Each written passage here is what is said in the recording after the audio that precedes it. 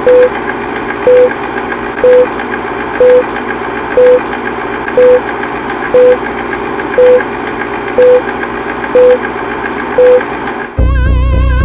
like to see most of the human race killed off because it is unworthy. It is unworthy of the gift of life. I don't care what society thinks. They're nothing anyway. They're no better than me. Until we hear the safe word, we will not stop.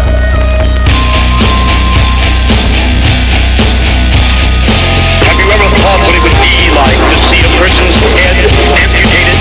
Think of things so horrible that the human mind cannot imagine them. See all this and more when you see on stage, in person, that crazy mix-up. I like being set apart from people. I like to be hated. Safe Word with Jason Rouse.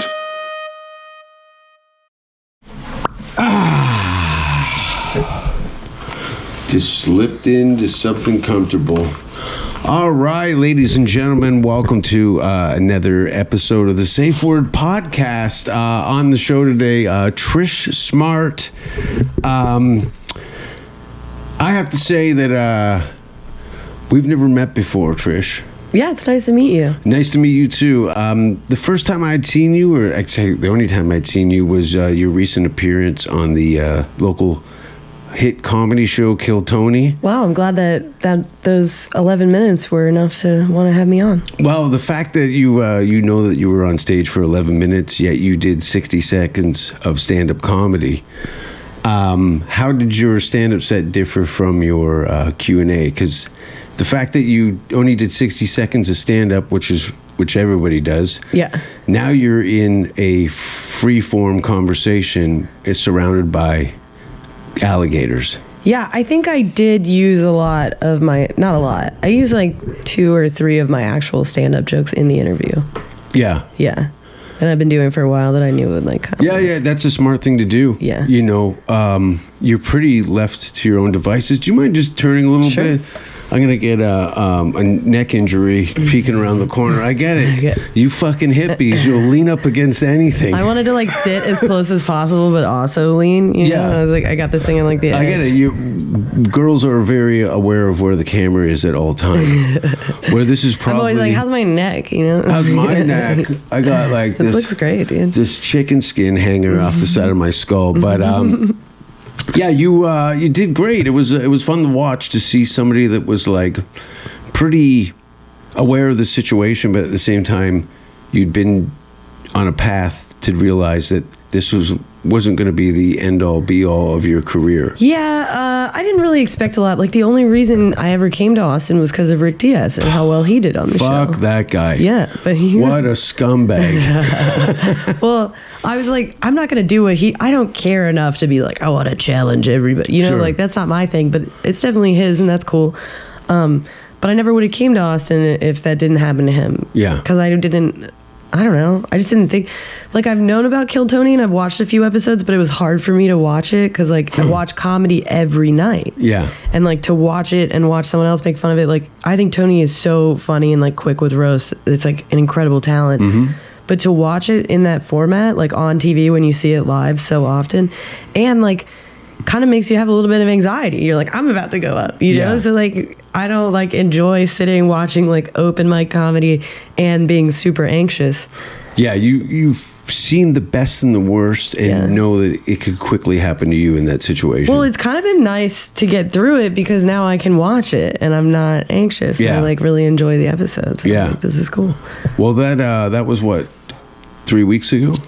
No, it aired 3 weeks ago, so it was 6 weeks ago. 6 weeks ago, Yeah. And well, you brought up that individual, Rick Diaz, and you guys had met. He's from Belgium, and you're American. Yeah. And you met in Thailand. Yeah. Was it during COVID? Yeah, during the pandemic. Wild. I know. And it was funny too, because we used to do shows every Tuesday at a burger bar that Rick kind of facilitated. It was an open mic for musicians, and Rick was like, we do comedy here now. Yeah. And all the musicians hated us because we take our time and we got our own little hour. But it was cute because the bar was called Fatty's. And the owner texted me and he was like, we're 2 for 3 on Kill Tony. Because one other guy came from Bangkok and he didn't get on. Okay. So there was a third guy, but he didn't make it. He just didn't get picked. Yeah. Yeah. Yeah. It's, well, you got to look. There's 200 plus kids in that alleyway. Yeah. I've been telling everybody, I've been pushing this idea a lot for the open mic sign up for not only Kill Tony, but the mothership is over 200 people and there's only 8 slots. I'm like, we need to start a kickball league. We need to put us all together in a little recreational sport, like Have in you the seen alley. the health levels of the... Exactly. That's why we need to do. We'll bring a keg. That'll get everyone to come. You think alcohol is going to help lethargic garbage pail kids? I mean, there's 200. We only need like 30. You know. Yeah, I'd like to see you point out 30 healthy contestants for a game of they're kickball. not. There's no good one that can run. contestants. Yeah, okay. That's what makes it fun. Oh, okay. Like if we got an actual field and like a sponsor or something, we had like a bus. Like homeless people would get on the bus and be like, "You're in kickball now. Like, let's go." Kickball. Yeah. Or whatever. We could play dodgeball if you guys are into that. I don't actually want to play I'm not dodgeball with showing these up. people. Yeah. I don't come out during the day, so you're gonna have to have a nighttime kickball. That's fine. Have you been hit in the face with a ball? Oh yeah, plenty of times. Really? Yeah. Baseball? Yeah, I did. I was a softball player growing up. Ah, I used to date a pitcher. Is she a lesbian now? Larry is her name now. Yeah, that makes sense. Oh yeah, no, she was a ate pussy. Nice. Yeah. Yeah. In fact, I could tell you a funny story about She's that. a pitcher. I mean, I can't tell you on camera here, but yeah, there's a whole. That's a whole another Pandora's box. I can't even look in. Anyway, to Larry? I mean, I'll dive into Larry. Larry. It is an L, but it's not a Larry. Oh, okay. Well, you Yeah. shouldn't use their real name anyway. No. Yeah. La Susan. No, no. Now I'm having all this PTSD. It sounds like it. I brutal. tend to bring that out in people, and I don't think this guy, you know. That's my son. Yeah. What's his name? Fleshlight. Wow. Anyway, Old FL over here. what? Thailand Yeah. for the entire 2-year period. I stayed for a year and a half. As soon as comedy opened up in the U.S., I came. I actually was in India, and I had lived in Thailand in 2017. Mm-hmm. So when the world started going to lockdown, I had to plan to go to Thailand for a week Yeah. to see all my old friends, do some comedy, and as soon as Thailand started picking different passports that they weren't going to let into the country, I was like, we got to go there right now. And it was like You want to be insane. stuck in Thailand? No, I would rather get stuck there than India. Oh fuck! And yeah. I made the right choice. Yeah. Yeah. I was actually on the phone with my dad, and he was like, "You're closer. You know people there." Yeah. He's like, "Just go." Yeah. And everyone I was in India with was like, "Stay here. It's gonna be amazing." And like, it wasn't. My friend texted me. He was like, "You would have been like Anne Frank. Yeah. Like, we would have had to hide you in an attic or something." I was like, "Jeez." Why would they have to hide you? They canceled all passports. All visas. Ooh. Which is wild because we as Americans can get a 10-year visa there. Oh, okay. So there's tons of people who've been living there for like over 20 years that their visa just got canceled. No shit. Whether they left or not. I mean, Families and everything. You know, businesses, I guess. Yeah. Maybe, I don't know. Maybe there was exceptions to it, but Yeah. they were pretty wild about it. Yeah, there is something about your mortality that you ponder when you are in a country that you're not born in. I thought we were all going to die for sure. I mean, Yeah. I guess in general, sure. But yeah, I was like, they're not shutting the world down for a cold. All our eyeballs are about to start just coming out of our. I like Yeah. freaked out. And when Bangkok shut down, I was working for a comedy club for a place to stay. And they were like, well, club's shut down. Like, what else can you do? I was like, I can paint murals. I can build websites. They're like, yeah, do that. And then when that went away, like all of Bangkok shut down, and I freaked out. I thought we were all going to die. So I paid off like police and cab to go to a small farm near an ocean where I was going to eat fresh food and watch the world burn. A lot of people are not that proactive. Most people would have just cried and went home. I don't like the feeling of being trapped. I had the option of going home, and I did try for a little bit, kind of, but it was like so much cheap. If I went there, I would have spent all my money to live in my parents' basement. Or I'm like, on the beach eating. I was talking about apocalypse money, just trying to find money on the internet. It was wild. Yeah. Yeah. I ended up selling software. Oh, okay. Yeah. Where did you learn that hustle? Sorry. So Lesbian pictures. lesbian pictures, yeah. How did I learn? When I first started being nomadic, I would bartend, and then I didn't want to bartend anymore, so I just started picking up like online gigs and just getting better at stuff and just following around a bunch of digital nomads in Asia. Yeah. That's cool. It's good. It's definitely, you said people had said, where did you have all that confidence during the Kill Tony show? But when you've been building your own bridges day after day after day after day after day, you really like pitfalls, and being blindsided by something is just part of it. Yeah. I think the most nerve-wracking part of it, because, like the fallback plan for me is I just go back to doing what I was doing, which is fine. I'm having a great time doing a tons of comedy. Like, who cares? But the biggest downfall is like when I meet strangers, I didn't tell them I do comedy. I'm like, oh, I do web design, or like I just make some sort of online job up. I'm like, I do acronyms you don't understand, Social media. Yeah, exactly. Like just some generic term, because I didn't want them to be like, everyone I've talked to is like, have you heard about Kill Tony? Yeah. And it's like, I don't want to get stuck in this conversation. But now that I've done, like, the most nerve-wracking part of doing it was knowing that all those people would be like, you sucked. Yeah. Like, you do comedy? Like, do you? You know, like, all that work you've done up to that point could be all dismissed with a bad performance. Which would have been, and I've seen it happen. Like, and it's just, that's like the most nerve-wracking feeling, I think. And everyone's smoking so much weed out there. And I'm like, no, can't do it. Can't do, because I'm like so like nerve-wracked. Because like I smoke weed, but like. Well, you got something to risk.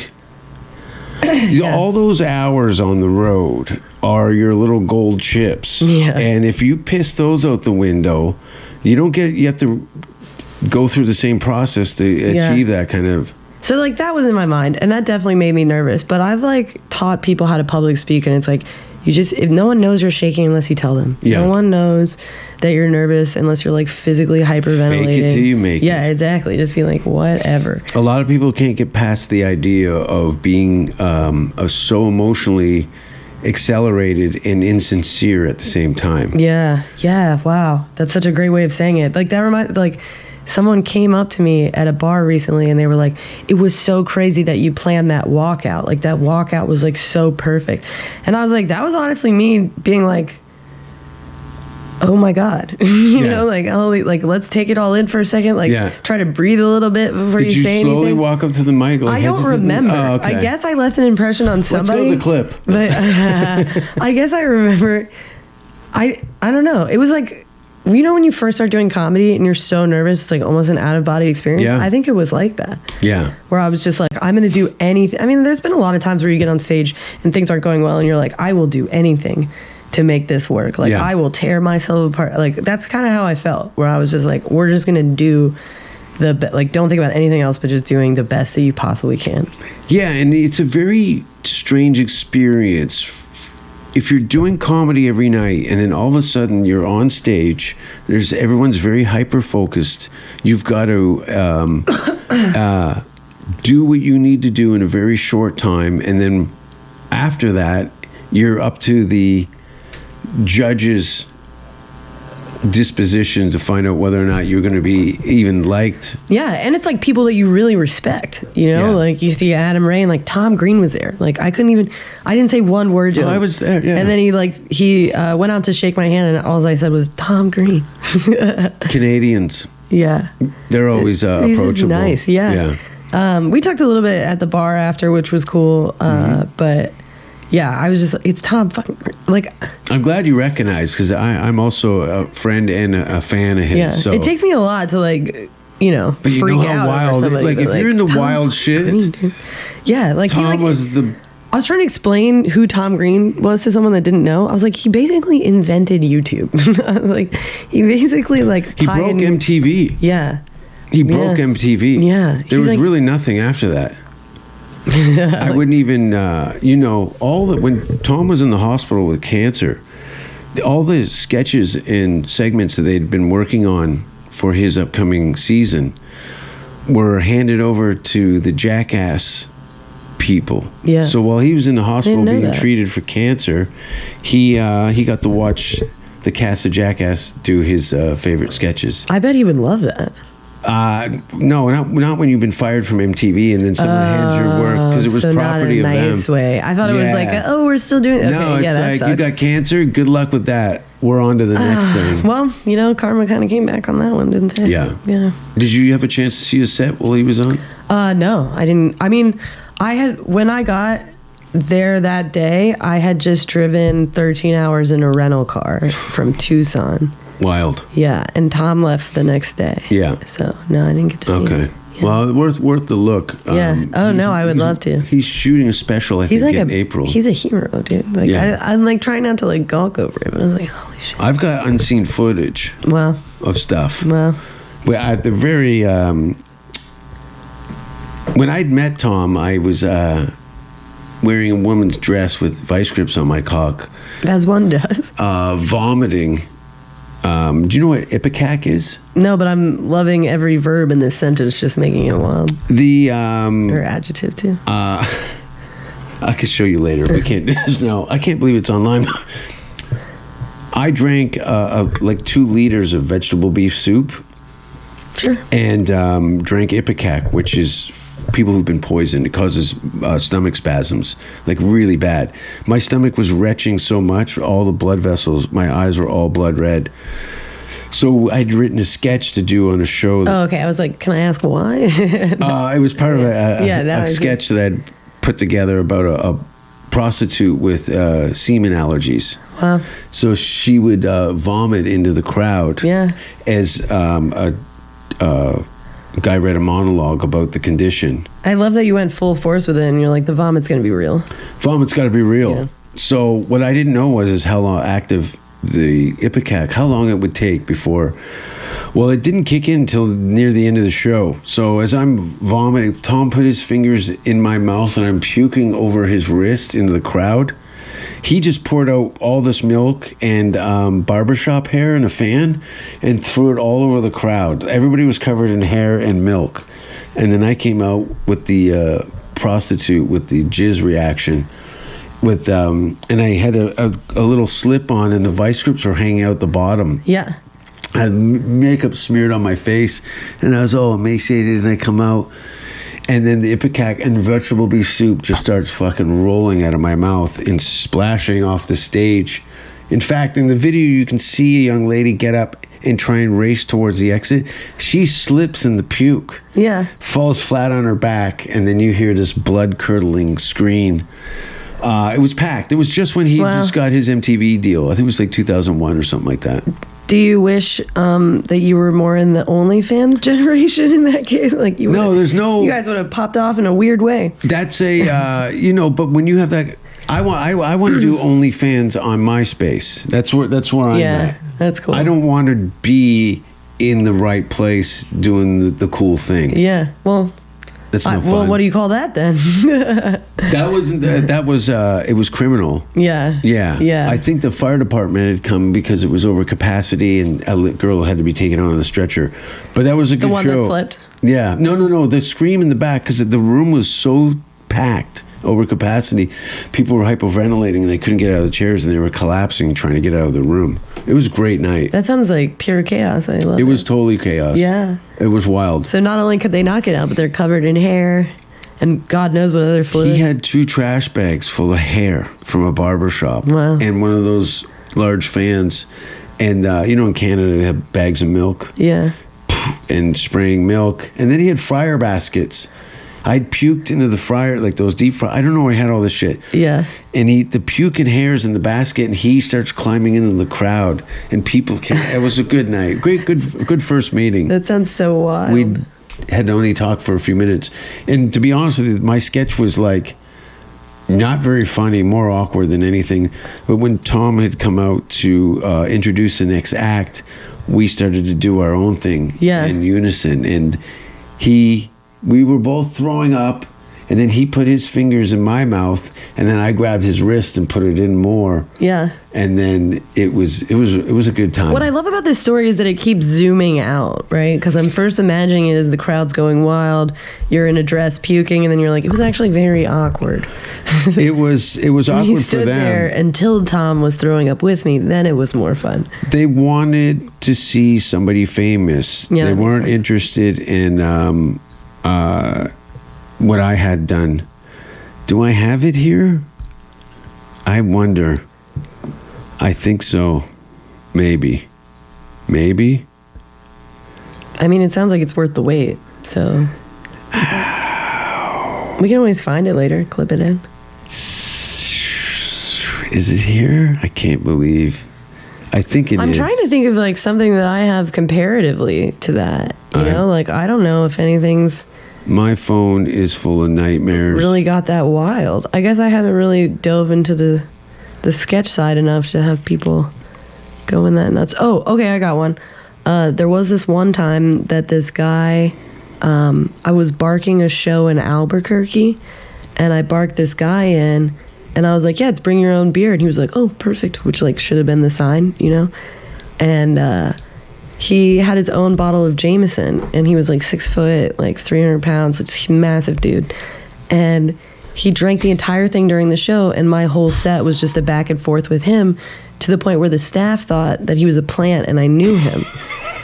So that when it's wild, right? When he stood up to leave and passed the fuck out immediately, and head slammed on floor, they were like, what are you going to do with your friend? And I was like, I don't know this guy, but I did produce the show. I feel sort of responsible. And I suggested that we take one of the tapestries off the wall and sort of roll him, and then look at his wallet and find out where he lives, and just, it can't be that far, you know, it'll take like 5 of us, but we'll get him. And then this nurse came by, and she was like, let's get his phone. She was like, being reasonable, put it in. We called the first number. It was his brother, and we called him, and he picks up the phone. We tell him what happened. He goes, not again. Oh no. His brother's clearly got an alcohol problem. Yeah. I feel like I've had a lot of chaotic things happen, but they're all kind of just like mushed together now. Yeah. Yeah. I try to like keep a diary and write it down. I'm writing a book about 2020. And your experience in Thailand? Well, the year was just insane. Like all the things that I did that year, because I didn't get to Thailand until April. Ah, okay. Yeah. And then like the things I did out there, like I strapped a speaker onto my motorbike and went and did comedy shows, and it was wild. I had a really wild time. The book is called Crying in Bars and Laughing in Trains. I'm sorry, Laughing in Bars and Crying on Trains. Okay. And how many times have you cried on a train? A lot. Yeah? Yeah. That's where you do it. I mean, you think your friends and family are going to die. Like, you think you're in this pandemic, you're going to this place that you have no idea if it's going to work out. The isolation from being home. Yeah, like the isolation of the world. Like, and not knowing if the world's going to go up again, and all the chaos and misinformation of, all right, we're just going to live today. And then you start crying. You're like, what happens tomorrow? Yeah. Month, 2 months, 3 months. And like, you know how lonely it is to be on the road, right? To like travel and just do comedy all the time. It's like, it's a lonely experience. Imagine doing that in a foreign country during the pandemic. Like, and the fact that you've been doing comedy, so you're kind of, your mental health is connected to an audience. Yeah. And doing that kind of consistently. So now you've been living on the fringes of society, and you've got no future in your art. Yeah. Well, it was back to painting toilet pictures. Yeah, I know, right? It was, that didn't even come yet, actually. That was like in the last 2 years, but it's just wild to think about my thought process at the time, where I was just like, okay, all the bars want business, they're all running secretly, you know, like, so I would set up shows and like leave clues around and find interesting ways to invite people, and then they would be packed. Yeah. Now, were you under any kind of worry about I don't know what the laws were going to be. Like, could you end up in jail in fucking Thailand? Yes, yeah, absolutely. Fuck. But everyone I worked with, like, had their in with the government. You know what I mean? Like, they would, like, invite members of whoever was in charge to come over. Guilty by association. Yeah, giving them, like, free bottles and stuff. Yeah. Like, anyone I worked with was, like, they wanted me there so bad to create business, and they wanted to do whatever it took. So, like... Yeah, and taking care of your people is probably a good incentive for some longevity for this kind of black market entertainment. Yeah, and this one lady was like, I don't want to out anyone too much, but she was a lawyer on an island, and she basically cornered my market and was like, if you do any shows, you do them through me. Like, I run this whole underground She got thing now. mob on you? Yeah, man. But she also gave me a visa. Oh, that's cool. So I didn't care. I also made most of my money like during the pandemic. I was writing business plans for immigration lawyer. I wrote tech business plans because that was the only thing that could get into the country. You hear that fucking asshole? Larry Leafblower? He's still... What time is it? You would think that their shift would be over. What a fucking asshole. That's okay. We can get some water.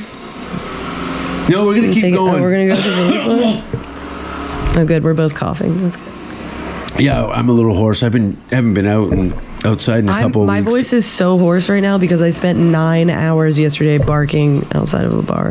Good for you. Yeah, and I thought that like Kill Tony would help, but like all these people just walk by, they're like, I saw you on Kill Tony, you did great. And I'm like, cool, you want to come to this show I'm going to be on? They're like, no, but you were awesome. All right, bye. Yeah. Which is fine, you know, like, but it was just interesting that like, oh, that doesn't make you want to come see it, you know? No, you have to just because you've got recognition. Yeah. They haven't seen a 60 seconds in a funny Q&A is far from headlining an hour show from your own audience. Yeah, like posting that. Yeah, I am gonna film a special this year. That's great. Yeah, You doing comedy 6 years? 7 years. 7 years. It's not gonna be like. It's just gonna be like a YouTube drop. You know, like not like Drop an it. hour. Yeah. Drop it. It's not gonna be like. It's just to do something. Drop 'Cause a half hour. Everyone's like, why don't you post clips? It's like, dude, I have the shittiest phone. I got the worst like setup. I go to like shitty bars, and I was like, I need just one professional film to cut up. Yeah. You know, like to make it like worth it. Like everything I Yeah, have. you like, shoot a the sound special shit. and then slice Yeah. it all up. Yeah, exactly. That's what I plan on doing. I Yeah. have a special coming out this year.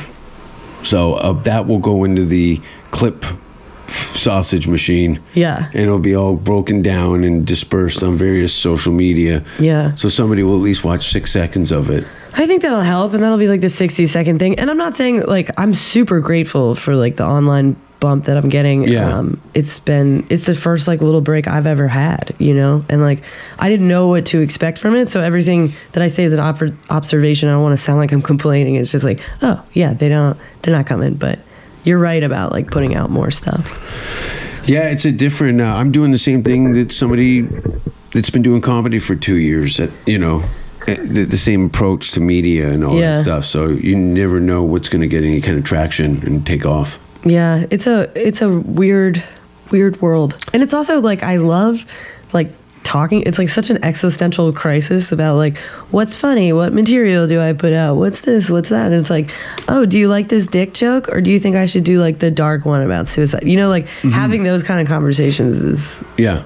I think, my favorite part, Yeah. because you're just like, why is this so weird? Well, that's your favorite part. What's the part you're looking for that you've kind of looked at in your future? What do you mean, like as far as like what kind of existential crisis is I'm gonna have? What kind of career do you see for yourself in the next 3 to 5 years? That's a good question. Do you want to continue to be stand-up and? Oh yeah. Yeah. I'm gonna do that So you'd be- forever. Yeah. I just comedy want to clubs. write more, drop more. You know what I mean? Like, let's keep going. Yeah. Yeah. I get it. I like clubs. I don't mind doing bars. I've been told I should be less accessible, but I'm like, I'll just go do it. I'll go do any show. You know what I mean? But I won't like go out of my way to lose money. Yeah. But if I'm in town and you have an open mic, I'm gonna go. I don't care how shitty it is. Exactly. Yeah. Like I'm going.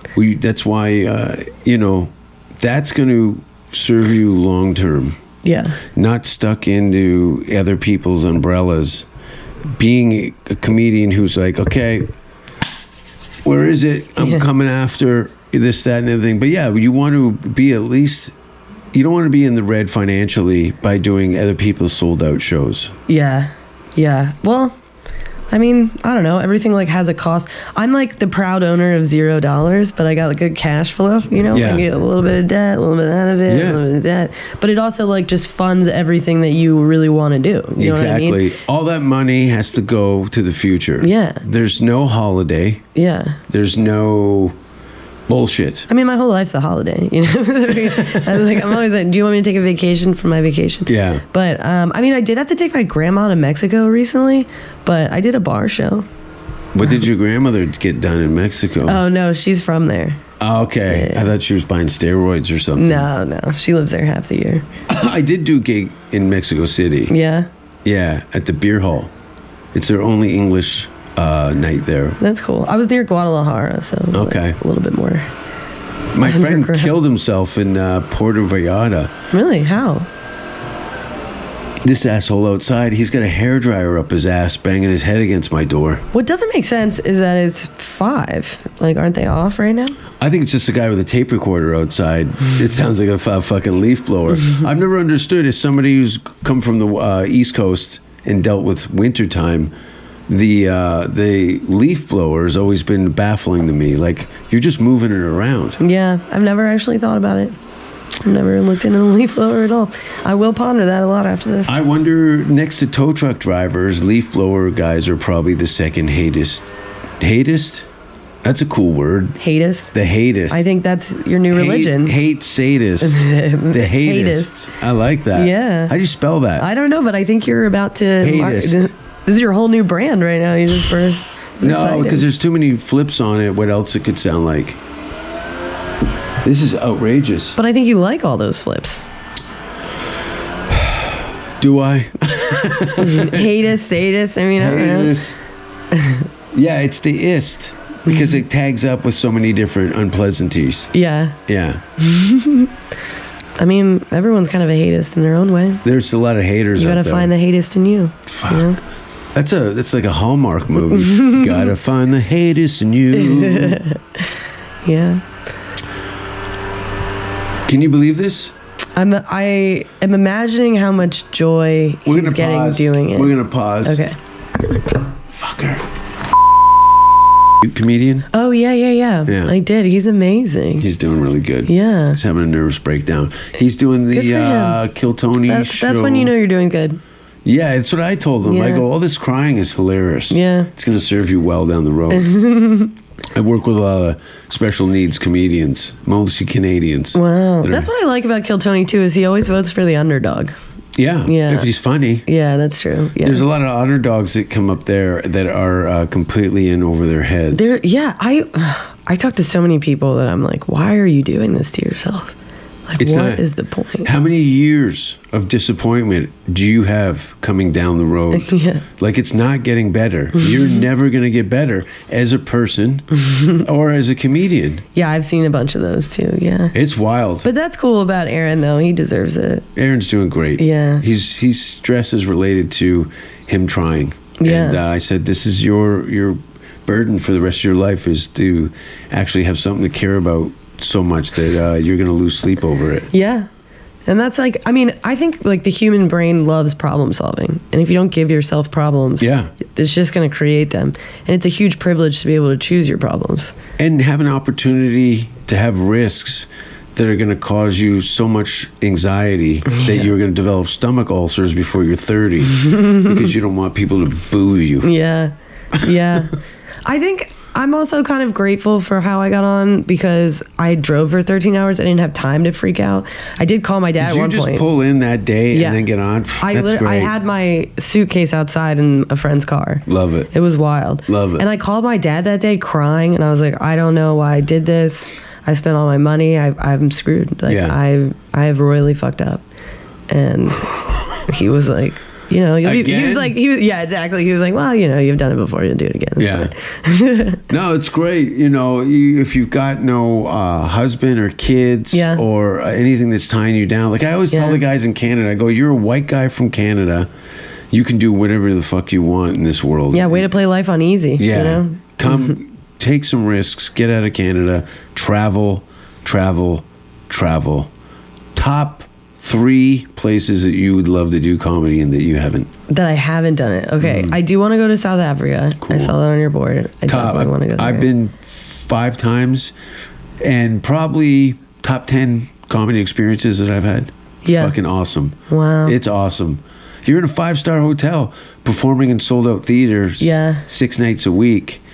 And you're there for 3, 4, 5. Some guys are there for 2 or 3 months doing comedy in the best case scenario. It's great. I'm down. It's so nice. Sold. The food. I'll go. It's lovely. Yeah, I really want to It's do really it. nice.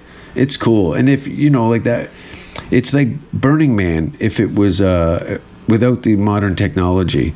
There's, you know, I'll go to Africa, burn too.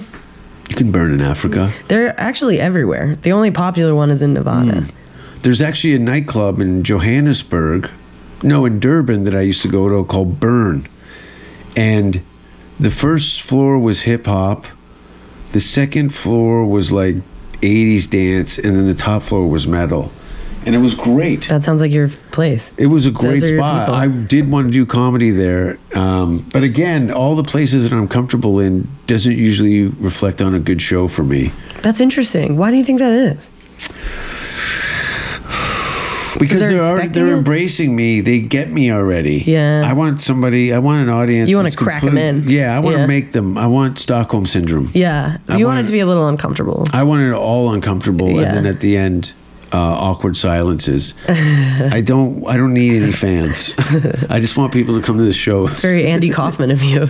I do enjoy that. Yeah. Did you see that? Jim Carrey in Man on the Moon. Yeah, I also like the documentary for it. Great. Where he was like, I just became him, and we're all like, did he? Yeah. Like, he might have. Yeah. No, it was wild. I was super impressed with that. Yeah. That level. Do you know who, as far as like actors that commit to that type of level of performance, do you know who Gigi Allen is? It sounds familiar. He's a punk rocker who used to throw his shit around and hit people. Yeah. Have you not? Oh. I've heard of this. I'm like really terrible with names. Even people that I've like known. I'm like, Were you born 97, 92? Okay. I started comedy in 96. So 92 was a bad time for me. I was a holy terror on the city of Hamilton. And that's why I'm 93. I moved to Vancouver and started comedy. that's cool. What kind of terror did you cause? Did you burn a bunch of buildings, or is just emotional terror on every woman nearby? Like All of it. All of it. Just all of it. The burn, Yeah. the emotional terror, It was all of very it. real. It was very, very, it was paper worthy. Yeah. A lot of the things. Yeah, it was a crazy time. Crazy times. But speaking of crazy times, are you going to move here? So I kind of did. Yeah. Yeah, but I would love to like base myself. I've never based myself anywhere, so this is a huge compliment to Austin. But I went out with a friend that I actually met. He works on the Kill Tony show. Austin needs you. Yeah, I love it here. Austin needs you. But I'm sold on like the city, right? Like I've been to Sea Boys. Have you been to Sea Boys? Yeah, it's just up the street. I love that. I was like, wow. Like They have a sister bar down the street on the opposite side, and it's just as cool as inside. Yeah. Yeah. Oh wow. Yeah. Okay, great. I love that. Yeah. I've never lived anywhere, and this was even before Kill Tony, that I would walk down the street on 6th Street because I hand out so many flyers. That's how I got all my time here. I was like, can I flyer for you? And I tell Yeah. everyone that comes to the city, how do you get more time? I'm like, offer to bark. They're like, I don't do that. I was like, I love barking. Yeah. This is why my voice sounds like this. 'Cause Yeah. I'm like, what do you do? And last night, this chick had a taco in her mouth, and I was like, you can bring your taco in. She looks back at me. She has it in her mouth. She's chewing, laughing. And I was like, or you can bring my taco in. And she like spit it out laughing. And then she came in. I had this other couple that was like, they were like, we can't come. We're going to an escape room. And I was like, I'll lock the door right now. I was like, it's good. Yeah. Like, I'm fucking, don't even worry about it. And they canceled their tickets and came. So I'm like really aggressive about it. I really enjoy doing that. You're the person that will keep a room alive. Yeah, no, last night, like, I produced my first show, and I didn't realize that the venue had the tickets set to look like they were sold out. It was just a mistake, small mistake somebody made. It's my mistake for not looking at it. But I saw the ads that I was running. I saw that I had over 500 clicks. I thought we were going to be great. I didn't Yeah. bother to check, and that was my fault. So people couldn't purge tickets unless they came to the door. But they didn't even know that. Like, Yeah. it just looked like it was sold out. So no one came, but I filled, like a quarter of the room just by barking all night. I barked for 9 hours. And it just had people coming in. At one point, it was like kind of full, but it Good was for you. just barking. Do you hear that, kids? That's what it takes. 9 hours of dealing with perfect strangers on a public street. That's a fucking... Not to mention the landmines of crazy homeless people. Oh, yeah. And the Do you people... stay in a spot, or do you kind of work the area? In the beginning of if I can't just rush them into the door, I'll work the area. But if I'm rushing them into the door, it's better to be out front. Sometimes other people come and help, but I made this game, Comedy Bingo, where you like hit bingo boards based on what like comics say and do, and it keeps people very interested in shitty comedy, and it Not keeps on them their drinking. phones. Yeah, exactly. Like Yeah. you're into this. And it gets a lot of people in, but like the other people that were barking were just like, free comedy show, I'm like, you don't understand. Like bingo sells itself. Yeah. Like there's a certain kind of person that's really into it, and they will always come in. And I found all of those people. Yeah, they're like gambling addicts. Yeah. Bingo's no joke. Yeah, bingo's Have you real. ever been to a bingo hall? Yeah, And those I people don't remember fuck around. there's fucking 700 old ladies with troll dolls and dabbers. Yeah. And they're like, I need that $500. Yeah, they go- because casinos coming up this weekend. They gambling, those old broads. I've been to a bridge club. It was the same vibe. Oh, yeah? Is it all women? Yeah. Yeah. Like 500 old ladies in a room. The pussy farts alone make you throw your hot dog. I don't know. I think at that point it's just dust, you know? Is it really? No, I have no idea. I'm no doctor, but it's just dusty old pussies. You got to look in a room full of like 500 elderly women and go, there's got to be a bunch of girls in here that have never shaved their boxes once. I don't know. I think there's a level of like women talk. You've thought you know what I about mean? this? Yeah, I have thought about. I've talked to some lady. ladies. You know what I mean? And I think everyone has a phase where they either lose their eyebrows or their vagina hair. You know, like something's going. You got a friend that's like, you need to do this. You need to spice up your relationship, like something like that. You know, or she has no friends. That's why I don't trust people that have never smoked weed, because it's like you don't know one person that talked you into this. Like you don't trust anybody that much. Like that's a red flag. Don't you notice? Can't even come to the microphone. The people who've never drank or done drugs, not even dead against it, just have dismissed it in their lives, always turn out to be the most fucking twisted fucking scumbags. Yeah. So I've taken a lot of Craigslist rides, right? I've done a lot of hitchhiking on Craigslist. I've given a lot of rides too.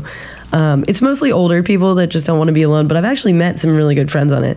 I met this one guy one time that was a white 6 foot tall yogi rapper who called himself Dad, and we've since toured together. A yogi rapper. Yeah. So he does yoga and he raps? Yeah, but he's like, he just looks so white crazy. Guy? Yeah, white dude. Ooh. Who calls himself Dad. And clearly had some hard drug problems previous to his sobriety as a yoga teacher. Yeah, exactly. Yeah, that type. The Keith Richards face. Yeah. But I met this other guy, and I don't remember his name, but we rode like 15 hours together. And I just thought it was so crazy that with a stranger 15 hours. Oh, I've rode 30 hours with Dad. Fuck, Dad. Yeah, we would like stop at open mics in like random places, and like I have so many stand-up stories about him now. And I still see him around. He still lives in his van. He's still fucking rapping. Wild. He's a wild dude. And so I met this one guy, I can't remember his name, but he never ever did drugs or drank ever, specifically for the purpose of not spending money. And he was like, I just don't want money to matter. And I'm like, it matters to you more than it does to anybody. $30 worth of mushrooms can make your day I was like, it worthwhile. could change. I was trying to give it. I was like, come on, dude. Yeah. He was like, I only take trips when I get Craigslist rides that help me pay for the gas, and I only do this, and I'm very meticulous. And I'm like, try it. You know, like it could change your life. Like, what is the experience? Like, how are you letting currency run your life this much? Is wild. It's probably rooted into some sort of obsessive compulsive it's got to be like some control thing. Yeah. Because I was like, I spent the entire ride just being like. But then you got to figure some of those, because I've introduced some people to substances and they didn't fare well down the road. Oh yeah, for sure. Yeah. I don't want to like ruin it. I kind of want to ruin his life a little bit. Yeah, I really wanted to just like shake that dude. I don't know. Yeah, there's some people like your rigidness towards life. You're missing the boat. Yeah, and it's like, I mean, I've also met some people. Like the grass is always greener, right? Like I met this chick in Oklahoma City once, and she was like, you know, you get to see all these things. You get to do all these things. I was like, you brought me to a bar where you get to see everyone you love. I'll never be able to do that. So it's like, some people I'm like, don't leave. You know what I mean? Like, don't travel. Like, you're not that smart. You're not going to get that far. You're not you gonna have survive. a great life here. Yeah. Like, you're happy. Like, stay there. You got know? everything around you for the perfect experience. I try to give no advice because I'm like, I'm going to do the wildest thing possible. Like, I'm like, let's find a reason to live. You know, like, let's fucking get it. I was told a joke about a orchestra. Their tour bus broke down, and they had to get off the bus and walk in a snowstorm to the venue to get to the show on time. And on this long journey, trudging through the snow with the tubas and the cellos and all the instruments, and then walking through the snow, they pass a house, and there's a family in there eating dinner. And the one guy turns to the other guy and says, "Fuck, how do you live like that?" And they kept going. That's awesome. Right? Oh, yeah, I love that. I'm totally didn't tell it quite well. Yeah. I think also when it like rained at Burning Man, like a lot of people like really freaked out, and I was like, I've emerged. When you what at Burning Man? When it rained. Oh yeah. And everyone like freaked out. I was like, I have emerged. Like, this is me, baby. Like any like slight bit of chaos, I'm like, let's go. I had like the best night of my life. High in the rain at Burning Man. Yeah. I bet. I was wearing a cow suit and I like taped a bunch of plastic to myself. Yeah, if you're not, and you can clearly check temperatures. Yeah. You go, look, I'm going to be soaked through, but I'm not going to freeze to death when the sun goes down. Yeah. So I'll just walk around in the sand until I find a conversation. Yeah. I like partied in a trash bag. Everyone called me feral. I like loved it. You partied in a trash bag? Yeah, I put a trash bag on. Yeah. Yeah. Kept in the warmth, and I kept like putting holes in every time I got too hot, and I just looked crazy. But You got to be adaptable. Yeah, I was like, I don't give a fuck. I think that's how I got the place here, because the chick was like, "There's no bathroom in there." I was like, "Girl, I've been pissing in jars for years. I don't give a fuck." Yeah, pass the potatoes. Yeah, I was like, whatever. I was like, I I'm think amenable. that's the name of your comedy album. Oh, it's gonna be trash. I've been pissing in jars for years. Yeah. Maybe one of them, Miss Smart. I hope to have more than, just the one. My friend had a piss bottle under his bed that had been there for, I think, close to a decade. It looked That's like a science experiment. a at that lava point. lamp. When he took the piss jar out, it was thick. He showed it to people? Oh, we get him to show it every time we come over. Let's get the piss bottle out. And we'd all stare at it like it was sea monkeys. You should come to Burning Man. You'd love it. That's all we do. Is talk I'd about probably piss get jar. kicked out Yeah. for being rude. Nah. Everyone does it differently. Like we were talking about performance art earlier. Like that's how I got into Burning Man. Is I love performance art. Yeah. So I would bring my own bottles and be a bartender. Because it's all there's no money inside. Sorry, there's no. I said sorry to your mic. There's no money inside. So like you bring stuff just to give out, and then like Yeah. I like to act like I'm Barter, right? selling it. No, it's no barter. You just give. Oh, okay. Yeah. So I just like to oh, you want the secret stash? I was like, you got the VIP bracelet? Like none of those things exist. It's just fun. And I got in with a clown casino. So I do all this performance art where I am dealing cards, and instead of money, they trade stuff. Ah, Yeah. that's great. And like the hardest part, and I work at other How festivals. do you value the stuff from a box of cookies to Band-Aids? You gotta find, because if you bring me cookies, I'm gonna find cookies. Like if you got a Barbie doll house, chances are I got 6 of them in the back. You know what I mean? Like, Okay. if I can't find something that's the exact thing, I'll find something that's like equal value. But I started working with them at different festivals because I started going to festivals to do comedy because I read one Malcolm Gladwell book, and I was like, I'm getting 10,000 hours on stage. Like we're doing it. So if that means I'm gonna sit on stage for 6 hours with a dare wheel and like write one-liners and then make one-liner pages and just roast people, like that's what we're doing. Like it's not real stand-up, but it's like it's a good like muscle workout to have like the pressure. And then like at festivals it's easy. You just say what they look like and put ketamine at the end, and you're just like, oh, it's Abraham Lincoln on ketamine. Like What's the worst distraction that you've had in your career over the last 7 years that have you clearly are you know what your business is daily? Was there anything outside of a family death or a bad relationship, something that got you where you were absent from your dream yeah. for a long period of So time? that's how 2020 started. I watched my best friend kill himself. Okay. And then I was like really fucked up from Yeah. it. And I was like partying, like Paralyzed. just I would take any, like I was like, oh, I like being in moderation. No, I Yeah. was taking fucking anything anyone would give me. I was drinking a lot. No one in my stand-up life really knew because I knew my acts really well. It's like, oh, she hasn't been writing a lot lately, but Yeah. she's on point. Like her timing's good. Who gives a Sure. shit? Muscle memory. Yeah. And like I didn't really write, and I just went nuts. And I was at this party, and this guy was like, if you know where to get DMT, I'll get you anything you want. And I was like, I want a ticket to India because I knew I couldn't afford rehab. And if I did the 30-day yoga teacher training, that's like the same thing. It's only $1,200. And you would stink. Like Yeah. when you're detoxing. Oh yeah, you smell. Yeah, but you're in India, so like everything kind of. Oh, there you go. smells, and you're Everyone like, smells like whatever. pastrami. Yeah, you're like gonna go for it. Well, they let the cows roam free, so there's just like shit everywhere. But so yeah, that was I took time off to. And you say you watched your friend kill himself? Well, I was like outside the house, like begging the cops not to throw in what they did, because he didn't do it because he was sad. He did because he was scared. Like, What do you mean the cops throw in? they threw in a smoke bomb, Oh, was he like a tear gas Did he bomb. say he had a weapon? He stole the gun. That's why they were there. In Thailand. No, this is in close to DC, in Okay. the suburbs. All right. I had been living in Nashville, and then I came home to help my friend, and my brother just became the GM of a bar I was going to work at, do shows, whatever. And I came to help Eric. That was my friend.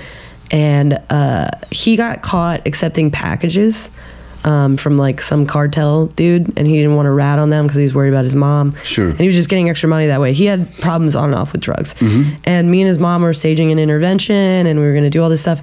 But he stole a gun, locked himself in his room, and the cops came because he stole the gun. And when they threw the tear bomb in, he just did it. Yeah. Because it was probably already in his mouth. Sure. And as soon as he did, you're just scared. Like, holy shit, what, boom. And like, I went crazy. I went in the tear gas room. I saw his brains on the wall. Yeah. Like, he wrote a really funny note. I got it tattooed on my arm. It was my first tattoo. I was 28. And yeah. And then I was like, I just went off the wall. Like, I fucking lost it. And I was running a show in DC at the time. So I was still doing that, still doing like shows. And then I just was like, I have to do something. Emptiness. Or I'm going to die. Like, this is it. So I was like, okay, I'm going to go get my yoga teacher. I've always kind of wanted to go to India and do that, but I never like thought that I actually would. And then I met this guy at the Fringe Festival. His name was Yusuf. Edinburgh Fringe? Yeah. And I've done it twice. And I've done it once. Nice. I've only had my show once, but I went once to check it out first. It's a lot. Yeah, it was a lot. It's a lot. It was the most burnout I've ever done. But so I met this guy. He was like, if you ever come to India, let me know. We'll put you on tour. So I'm thinking, okay, we're going to like the big cities. Like, I know comedy's big out there. Fuck no. I'm doing a dirt mound in Calcutta. Yeah. And I did a bunch of those shows and I loved it. But I also didn't know that like alcohol wasn't very prevalent there because my buddy was like the king of that town. And anytime I was like, I want to drink, he would just go get it. Yeah. Like, I didn't know. And I was like, I want to smoke. He'd get it. Anything I wanted, he would just go get it.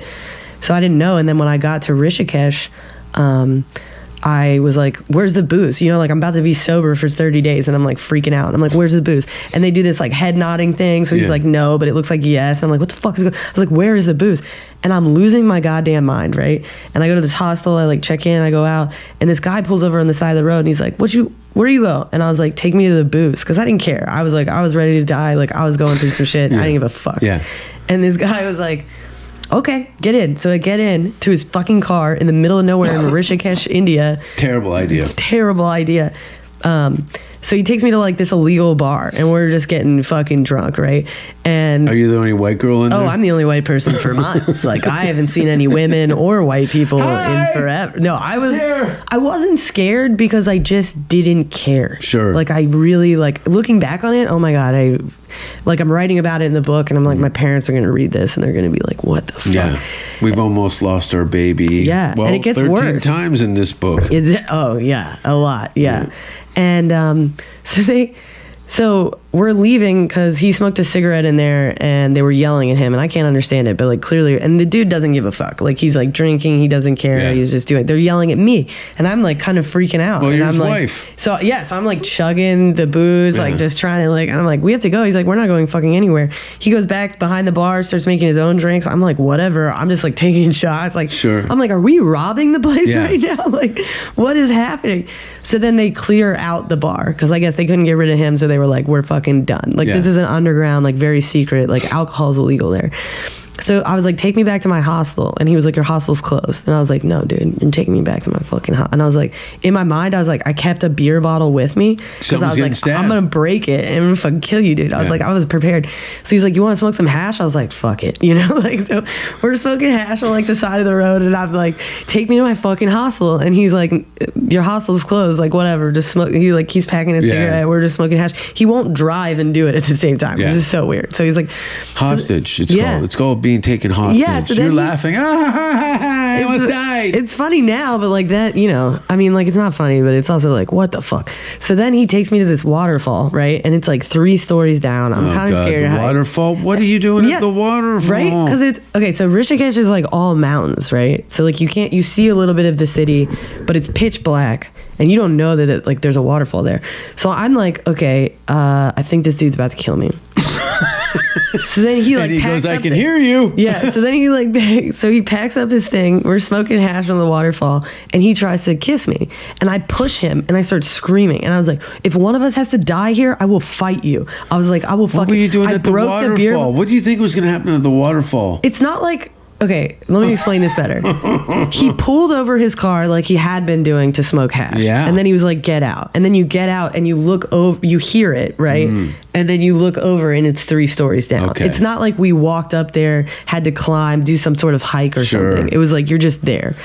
And then, so he's like backing up to hash, just keeps smoking it, all chill. I'm screaming. I literally just broke the beer bottle like I'm going to stab him. Yeah. Dude is unaffected. Yeah. I was like, what do you know that I don't know? I was like, are other what people... kind of women are you dating? I was like, this are is other not people coming here? Like, Yeah, what there's is it? girls piled up at the bottom of that waterfall. So then we get back in his car. 3 more times he pulls over to smoke the hash. And then we finally get to my hostel and it's closed. And I was like, his name was Haji. I was like, Haji, fucking pull the car up, parallel park as close as you can to this 6-foot fence. And he does. And we're like, without even like being like bye or not, I got on top of his car, jumped the fucking fence, got out of there. And then it turns out... Hi, Haji. Yeah, so I see him later, right? Well, actually, we had this discussion where he was going to rent me a motorcycle. And I was like, oh, you got a good price. So I go and see him the next day. It turns out dude owns a cab company. He gets me this like shitty bike that's like cheap as shit. I go to Rishikesh, and then when Holi happened, he got us bikes on a day where like gas isn't... He ended up being like our focal point. Like all the girls in the yoga studio, anytime we went to town, we'd meet at Haji's. We're like, have you seen Anna? And Haji would be like, she just texted me, like I met his wife and shit. Like Charlie's... He's a horrible person, but like he also was like, he got me a SIM card, which is super hard in India. Do you think there was a cultural difference that he was just trying to have a harem of women and all these things that he could do for people? I guess so. And I guess he's met other like yoga people. He's fucked a bunch of people in that waterfall. Yeah, probably. Some but of them he were was awake. so unafraid. Like I broke a beer bottle. Yeah. Like I was gonna stab him and throw him off the waterfall, and he didn't give a fuck. You know why? Yeah. Because Haji has killed people. Yeah, probably. And he's like, this is how it starts. Yeah. He's like, good for her. You got a little get up and go, miss. Yeah, good thing we made a business deal before then. He was like, well, she's actually going to pay me a lot of money, so I'll keep her. I don't know, but like that was wild. Oh, Haji. Yeah. Well, on that Haji note, where do people find you? Like on the internet? Or just on the street? On the street. You just yell my name like Beetlejuice and I just appear. I have a website. It's ihatetrishsmart.com. Cool. You can also go to trishsmart.com, but it just forwards to ihatetrishsmart.com. Lovely. Yeah. I'm going to, this weekend, Vancouver, then Calgary, Edmonton, Winnipeg, then some miscellaneous small towns in Northern Ontario, then the first time in probably a decade, Thunder Bay, and then down to Hamilton, Ontario for Mother's Day. See my mom. Aw. Isn't that nice? That is nice. How long has it been? I go back once a year. Oh, okay. In fact, as people Does she ever get come older, here? No. She never She's comes old. to you? Oh, She's okay. not that mobile. I'd like to. The plan is to maybe have her come down here sometime next year, but it'd be a drive, I think, from Toronto to Austin. I think it's like 22 hours or something like that. Yeah. It's not bad. That would be a lot. Yeah. Stop over in Not New York bad. or something like well, that. 22. 22 hours. Oh, if you're touring in Canada, it's like a lot how your tour regiment's been. Yeah. It's like 6 hours, 2 hours, 11-hour drive, half-hour drive, 15-hour drive. You're lucky the price of gas is a lot cheaper here. I mean, I'm driving a diesel bus now. It's like $150 on the East Coast. You know, over here it'd probably be like $220. But people can give you money for gas. Yeah. How do they do that? Yeah. On the I Hate Trish Smart website, there's very easy to find. Also, I love how Reddit uncovered the puddle rugs. Oh, okay. That I was telling you about before because it's on the website. Yeah. So I was like, what is this? And a lot of people have been ordering puddle rugs. That's great. Yeah. Very cool. Yeah. I respect your hustle. Thank you. Very cool. Yeah. And please, we do need you here in Austin. That's really nice of you to say. Yeah. Because I do, like, I really do, like, love it here. And it's wild because when I first got here, my first night, someone was barking and I was like, hey, can I bark for stage time? And they were like, you can try, you know? They're and I was spoiled. Like, yeah. And I was like, okay. And then I got like 25 people into a show that had nobody. And then I did really well. And they were like, how much time can you do? I was like, I got like a solid hour show. Like, I know you don't want that, but like, just choose. And they were There's like 30 female comics, quote, comedians in the city. 3 of them are funny. There's 100,000 male Those 3 comics. girls need your help. Yeah. They need recruits. Yeah. I need recruits. You need recruits. Yeah. There's a couple of bad bitches down here. What I think I'm going to do, what I would like to do, like my hopeful plan is I'm going to stay here for 2 months. I've rented the trailer in the Oasis. Cool. And then I'm going to go get my bus, which I was going to sell it and like buy another one. Where's out your bus here. parked? It's in Virginia. Okay. So it broke down, and that's actually how I got here. I would have never came to Austin if it didn't break down, which is wild. but I want to go get it because I've become very attached to it. I built it myself. It's your storage container on wheels. I love that bitch. Yeah. And I could get a better car. I could sell it and do all this stuff, but what I'd like to do is go get it and then have a tour. I've recruited a bunch of women that want to have a tour with me, and then we'll like record ourselves because it's going to break down. It's a 95. Every time I drive it too long, something comes out. Great idea. Yeah. You in the van with a couple other, two, maybe three more women? I think I'm going to rotate them out, like not one at a time, but like Smart. I'm going to be there for like, I'm going to do this for like a month or two. And I don't want to. Content on the bus? Yeah. That's great. But I'm really bad about it. So I'm recruiting people that I'm like specifically, this is like, I will do this with you, but your main job is to make sure that the this camera's happens. on, the battery's there. And that we're editing and filming. Rig with some GoPros. Oh, yeah, And a for master sure. switch and everybody on the bus. And then I think most of my problem is I need to get another solar panel. I need to get more battery storage. Because like just running power, unless I get like a bunch of GoPro batteries, you know, they're like fucking what, $70 to $90 a piece. Yeah, but you can get those power packs and plug them right in. Because I've gotten the cheap ones on like, you can get cheap ones on Amazon, but they only last 45 minutes. Look at Steve-O's setup. Oh, okay. Look at his bus. Yeah. And see how he set it up. Yeah. There's probably a short list.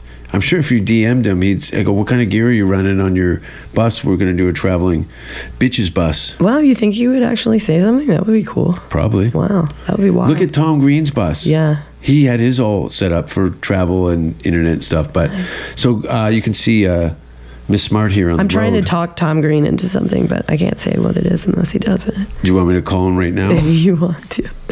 What do you want to... Before I get him on the phone, what do you want to I don't know if I want to publish this. Okay, no, we're not going to publish this. In fact, we're going to write it out. People can find you on the internet. Yeah, I hate TrishSmart.com will get you to any link that you want. And go on jasonrouse.com for all my Canadian dates over April, May. And then June, I will be in Scandinavia. And August, I think LA. September, a big show. I'm doing a big show. Where? In September 7th in Toronto. That's my birthday. Is it? Should I come? You should totally come. I'll come. Would you like to come? Yeah. I think you'd be great on the show. That sounds great. I get September standby 7th. flights too, so I can just fly out whenever. No shit. Well, you heard it here first. Yeah. I think that's a great idea. We're going to talk about it because the down. show is stacked. Yeah. But I've never been to Toronto. It's my birthday. Like, I'm down. you'd be, first of all, If you didn't say the 7th, I wouldn't be as. the lineup of guys. It's you fit perfectly with this. Yeah, isn't it the Savages? cutoff shirt? No, they're just. Oh, I am. Yeah. Yeah, savages. Yeah. I know you can run with the wolves. Yeah. You run with the wolves. I Yeah. respect that. Thanks for watching, everybody. Thank Make sure you you. check out Miss Smart here. Yeah, keep an eye out for the Broken Down tour. Broken Down tour. Cool. We would like to see most of the human race killed off because it is unworthy. It is unworthy of the gift of life. I don't care what society thinks. They're nothing anyway. They're no better than me. Until we hear the safe word, we will not stop.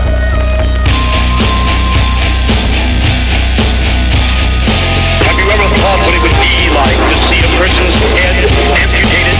Think of things so horrible that the human mind cannot imagine them. See all this and more when you see on stage, in person, that crazy mix-up.